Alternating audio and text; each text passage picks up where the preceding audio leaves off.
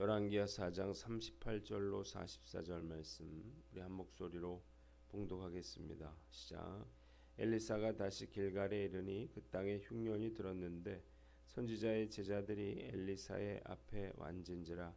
엘리사가 자기 사환에게 이르되 큰 솥을 걸고 선지자의 제자들을 위하여 국을 끓이라 하매 한 사람이 채소를 캐러 들에 나가 들포도 덩굴을 만나 그곳에서 두루박을 따서 옷자락에 채워가지고 돌아와 썰어 국 끓이는 솥에 놓되 그들은 무엇인지 알지 못한지라. 이에 퍼다가 무리에게 주어 먹게 하였더니 무리가 국을 먹다가 그들이 외쳐 이르되 하나님의 사람이여 솥에 죽음의 독이 있나이다 하고 능히 먹지 못하는지라. 엘리사가 이르되 그러면 가루를 가져오라 하여 솥에 던지고 이르되 퍼다가 무리에게 주어 먹게 하라 하매 이에 솥 가운데 독이 없어지니라. 한 사람이 바알 살리사에서부터 와서 처음 만든 떡 곧 보리떡 20개와 또 자루에 담은 채소를 하나님의 사람에게 드린지라. 그가 이르되 무리에게 주어 먹게 하라. 그 사환이 이르되 내가 어찌 이것을 100명에게 주겠나이까 하냐. 엘리사는 또 이르되 무리에게 주어 먹게 하라. 여호와의 말씀이 그들이 먹고 남으리라 하셨느니라. 그가 그들 앞에 주었더니 여호와께서 말씀하신 대로 먹고 남았더라. 아멘. 오늘은 열왕기하 4장 말씀을 가지고 기근 속 기적이라고 하는 제목으로 묵상 나눔하도록 하겠습니다. 세 부분으로 나눠서 생각해 봅니다. 먼저 38절 말씀이에요. 그 땅에 흉년이 들었는데 제자들이 엘리사의 앞에 앉은지라 그랬습니다. 엘리사가 제자들을 데리고 그들이 사는 길갈로 돌아왔는데 그 땅에 흉년이 들었습니다. 이스라엘에 흉년이 든 이유가 무엇인가요? 이스라엘의 우상 숭배로 인한 하나님의 징계 때문이었습니다. 이스라엘 백성들은 바알이 그들의 생사를 결정하고 풍요와 번영을 보장해 준다 이렇게 믿었습니다. 이 하나님은 이스라엘의 안전과 미래가 바알이 아니라 오직 하나님께 달려 있음을 알게 하시려고 이스라엘 전역에 기근이 들게 한 것입니다. 문제는 이스라엘 백성들의 우상 숭배로 인해서 흉년이 들었지만 엘리사와 그의 제자들 역시 이 흉년으로 인해서 굶주림에 신음하고 고통받게 되었다는 것입니다. 한번 따라해 봅시다. 나라와 민족을 위해 중보하라. 나라와 백성들이 하나님께 불순종하고 우상 숭배에 빠지게 된다면 하나님께서 이 땅에도 기근과 흉년을 내리실 수 있습니다.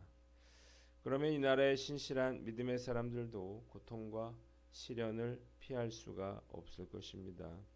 그래서 크리스찬들이라면 나라와 민족의 죄에 대해서 결코 무관심해서는 안 되는 것입니다.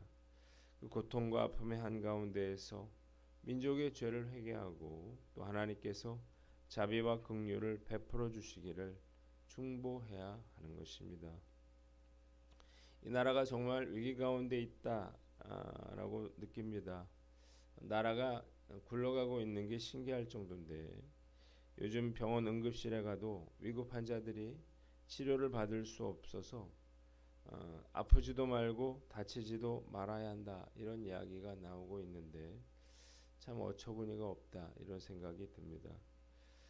온 나라가 도박과 술 취함과 방탕함에 빠져 있고 저출산으로 인한 인구 감소는 심각을 넘어서 나라의 존립 자체를 위태롭게 하고 있는데 나라를 이끌어가고 있는 지도자들이 그저 손 놓고 방관하고 있는 것처럼 느껴집니다. 그렇다고 해서 우리가 지도자들만 이렇게 탓하고 있을 것이 아니고 이 사태의 심각성을 알고 그 어느 때보다 나라와 민족을 위해서 기도해야 할 때라는 사실을 깨달으시기를 바랍니다. 이 나라가 정말 믿음의 선조들이 어떻게 세운 나라인가요? 주님께서 이 나라에 다시 회개의 영을 부어주셔서 하나님의 심판이 임하기 전에 회개하고 돌이킬 수 있기를 주님의 이름으로 축원합니다. 두 번째는 39절로 41절 말씀인데 41절을 봅니다. 이에 속 가운데 독이 없어지니라 그랬습니다. 흉년으로 인해서 먹을 것이 귀하게 되자 한 제자가 나무를 캐려고 들에 나갔다가 여기 뭐라고 되어 있습니까? 드로박이라고 되어 있는데 들포도 동굴을 발견하고 먹을 수 있는 것인지 확인도 하지 않고 뜯어와서 그것을 국 속에 썰어 넣었습니다. 그런데 그들이 국을 맛보고 깜짝 놀라서 엘리사를 부르면서 솥에 독이 있다 이렇게 외쳤습니다. 흉년에 어렵게 구한 채소로 끓인 국을 통째로 버리게 된 거예요. 그러자 엘리사가 밀가루를 가져오게 하여 그것을 솥에 뿌린 후에 사람들에게 국을 떠다 주라고 했는데 이 국에 있던 독이 해독이 돼서 모두들 문제없이 잘 먹을 수 있었다는 것입니다.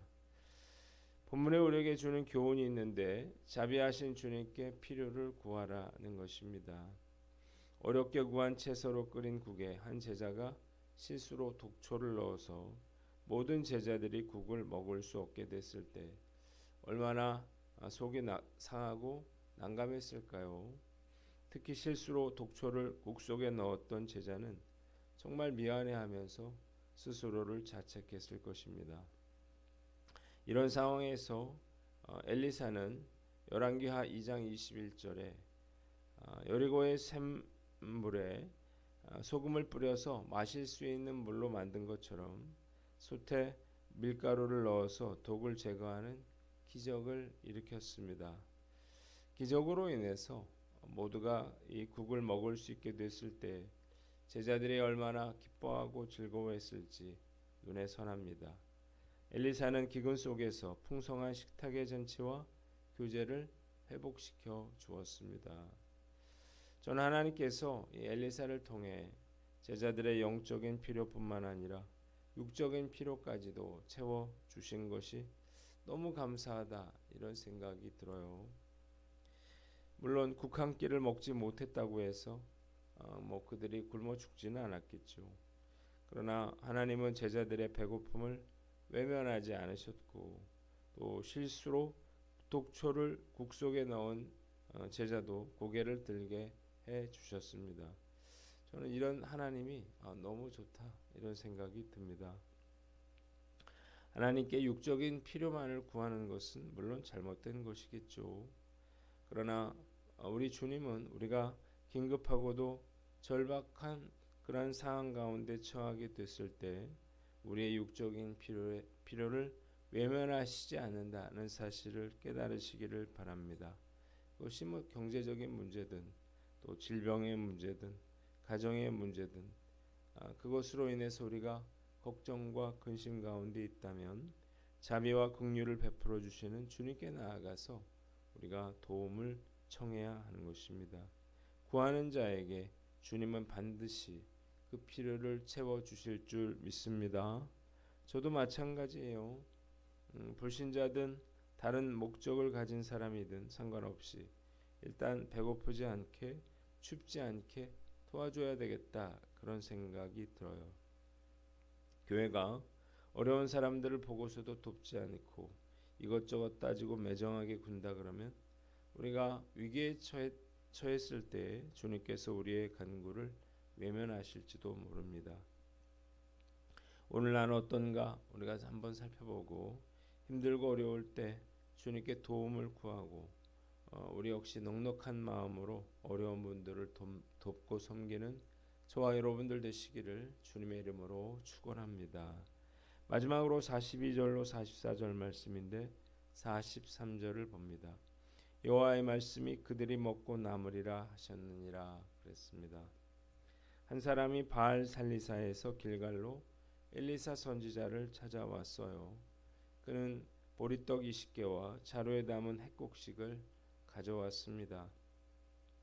엘리사가 시종 게하시에게 이걸 제자들에게 주어서 먹게 하라 이렇게 말했더니 게하시는 제자들이 100명이나 되는데 이것을 어떻게 내놓겠습니까? 이렇게 말을 했어요. 그럼에도 엘리사 선지자는 그것을 사람들에게 주어서 먹게 하라 이렇게 말을 합니다.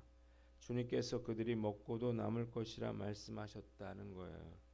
게하시가 보리떡 20개와 햇곡식을 100명이나 되는 제자들 앞에 내놓자 주님께서 말씀하신 대로 그들이 배불리 먹고도 남았습니다. 본문이 우리에게 주는 교훈이 있는데 첫째로 부정적인 생각을 버리고 믿음으로 반응하라는 것입니다. 보리떡 20개와 햇곡식 한 자루로 어떻게 100명이나 되는 제자들을 먹일 수 있겠느냐고 말했던 게하시를 보면서 여기 한 아이가 있어 보리떡 5개와 물고기 2마리를 가지고 있나이다. 그러나 그것이 많은 사람에게 얼마나 되겠사옵나이까? 이렇게 말했던 안드레가 생각이 납니다. 부정적인 사람들의 특징이 있습니다. 이런 사람들은 늘 이건 이런 문제점이 있고 저건 저래서 안 된다 이렇게 말을 합니다. 이런 분들하고 이야기를 하다 보면 결국은 아무것도 할 수 없겠다 이런 생각이 들어요. 왜 부정적인가 생각해 보면 사실 그들이 현실과 상황을 잘 보기 때문이에요. 부정적인 사람들은 이용 가능한 그런 자원들만 봅니다. 그래서 이런 자원들로 인해서 절망하고 압도당하기 때문에 부정적이 되는 거고 그리고 두려움에 빠지는 것입니다. 그래서 상황의 불가능성을 강조하게 되는 거죠. 이들은 하나님께서 얼마든지 그 문제를 해결하시고 영광을 받으시는 기회로 삼으신다는 사실을 알지 못합니다. 교회 안에 게하시와 같이 부정적이고 계산에 밝은 사람들이 많은 그러한 교회는 절대로 부흥할 수가 없습니다. 뭘 하든지 간에 항상 안 된다는 쪽으로 결론이 나게 돼 있기 때문이에요. 그래서 교회에는 게하시 같은 사람이 아니라 엘리사와 같은 사람이 많아야 하는 것입니다. 믿음에 있어서 부정적인 생각은 어울리지 않는 거죠. 부정적이라고 하는 말에는 불신앙이 담겨 있기 때문이에요. 부정적인 생각을 하고 있는 사람에게는 그래서 어떤 기적도 어떤 능력도 일어날 수가 없는 것입니다. 때문에 믿음을 가진 사람들은 부정적인 말을 해서는 안 됩니다. 안 된다는 걸 누가 모르겠어요. 원래는 안 되는 것이지만 주님이 하시면 됩니다. 라고 이렇게 믿어야 하는 것입니다. 오늘 어떤가요? 문제가 아니라 그 문제를 해결하실 그 주님을 바라보시기를 바랍니다. 문제가 일어났을 때 우리가 해야 할 일은 그 문제를 내가 해결하려고 하는 것이 아니라 내가 할 수 있는 최선을 다하고 그 문제는 주님께 내어 드리는 것입니다. 그러면 나머지는 주님께서 다 해결해 주실 줄 믿습니다. 부정적인 생각을 버리고 믿음으로 반응하는 저와 여러분들 되시기를 주님의 이름으로 축원합니다. 마지막으로 드림으로 기적에 동참하라는 것입니다. 한번 따라해 봅시다. 드림으로 기적에 동참하라. 자, 주님의 기적에 동참하기를 원한다면 내가 가지고 있는 작은 것을 주님께 드려야 하는 것입니다. 뭐 크든지 작든지 뭐 분량이 많든지 적든지 이건 그렇게 중요하지 않습니다. 주님께서 보리떡 20개와 햇곡식 한 자루로 100명이 넘는 제자들을 먹이신 것처럼 또 예수님께서 5병 이하로 3,000명의 그런 5,000명의 그런 놀라운 기적의 역사를 일으키신 것처럼 나의 작은 드림을 통해서 놀라운 기적을 이루실 수가 있기 때문입니다. 내 손에 있을 때는 비록 작은 것이지만 우리 주님의 손에서는 대단히 가치 있고 귀한 것이 될 수 있다는 사실을 우리는 잊어서는 안 될 것입니다. 저는 이 사실을 잘 알고 있어요. 그래서 우리가 교회를 건축할 때 제가 할 수 있는 모든 작은 것을 주님께 드렸어요.